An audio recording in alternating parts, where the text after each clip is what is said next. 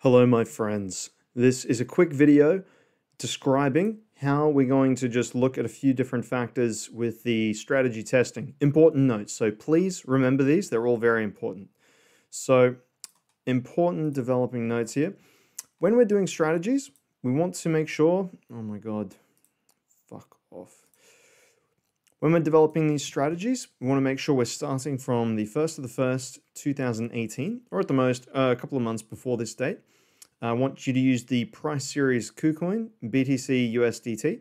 The only reason why I'm asking this is because most strategies don't have an inbuilt date restriction function. So you'll just have to use this price series because this price series here is the one that's closest to the dates that I want you to use. The reason why I'm asking you to use a 2018 price series from the start of that year is because I believe that price action prior to 2018 during the 2017 gigabull market is not representative of what crypto will look like in the future. And I'm talking here specifically about the unconstrained run-ups for multiple years on end, the insane bull markets that we used to see where, we just sweep up for multiple years.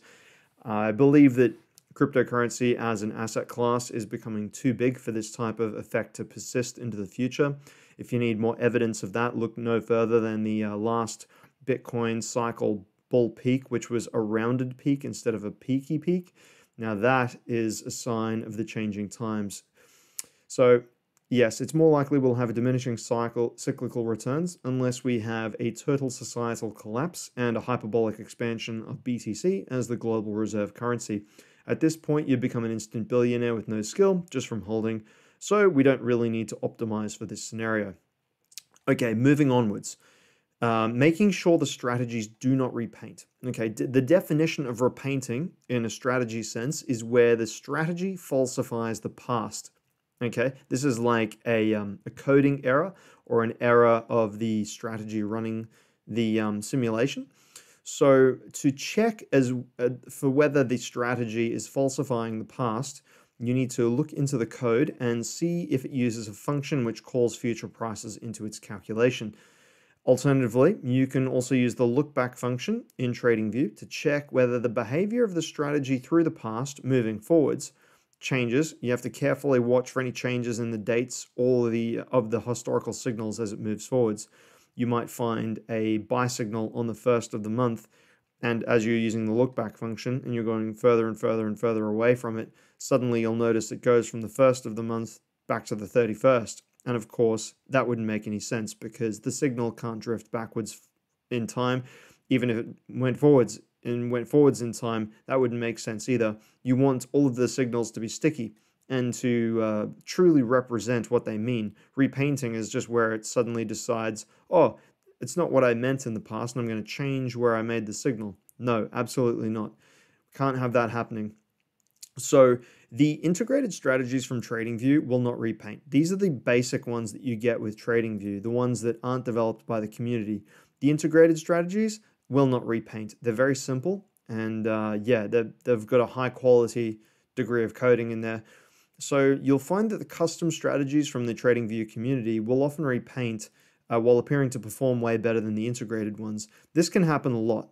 And I should also mention, guys, that when you're going through this process of developing your strategies, this is a quick note. I don't remember whether I covered it in Unit 9 or not, but please use the TradingView community strategies. This is an endorsement. I want you to use the TradingView community strategies.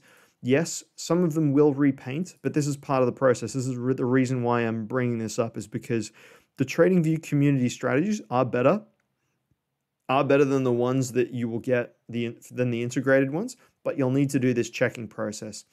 Okay, so repainting can mislead you into thinking the strategies are better than they really are. If you do not know how to read the code, that's okay. You can do a little bit of investigation work instead. Go into the comments section on the popular strategies and look through the comments, and you'll often find discussion between different users who are trying to figure out whether or not the strategy repaints. Most people find out quite quickly, and you don't need to do too much investigating work. So I find this as the most leveraged use of my time if I'm doing the same type of research. I implore you, do not skip this step. Your final portfolio is only as good as the quality of its inputs. If the strategy is corrupted and you do not know, it will not make you money. Build your empire on rock, not on sand. Moving on. Strategy review. Okay, so when you're sending me your strategies and we're having a discussion about how we're reviewing them, I want you to send me through two screenshots of each strategy, so that we can have a look at them. Okay, so the first screenshot that I want you to send me is an overview of the trade price action with the equity curve in the lower 2/3 of the screen. Here, I'm looking for return distribution, clustering, and time frame issues. Okay, so if I've got this price return series here, and I have, say, 20 trades over here at the very beginning, and then it doesn't fire for the rest of the time the strategy is running until it gets over here, and it fires another 10, there's something seriously wrong with that strategy. If you've got an entire 2.5-year period of time down here where nothing happens, clearly there's something wrong with the strategy, and you cannot delude yourself into thinking that it's a decent strategy.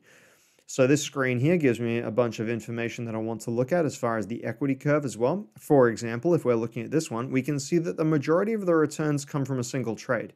Now, this is not what you would call a very high quality strategy. We want the accumulated edges from all of these different trades to be the thing that gets us to where we're going. We don't want a single outlier to be the thing that generates all of our returns and then skews all of our return efficiency numbers. It's good, don't get me wrong, it's making money, and while it's not making money, it's staying relatively flat. So that's good. We want to see that. However, we can probably do better than this. Anyway, moving onwards, I want to see this number 1 and this number 2. Summary statistics from maximum drawdown downwards. Okay, so you'll scroll around and you'll find maximum drawdown. I want you to push that to the top and make it the first entry. And then we look at all of these down through here so that I can see all the way down as far as possible. It doesn't matter whether it ends down here at percent profitable or whatever. But yeah, maximum drawdown from maximum drawdown down. So here I'm looking for minimizing the risk and maximizing the return efficiency. So the Sharpe ratio, the Sortino ratio, the profit factor, percent positive, and trade numbers, things like this. Note that I will never look at the nominal returns or what the average gain of each trade is in either percentage or nominal dollar amounts. These do not matter, okay?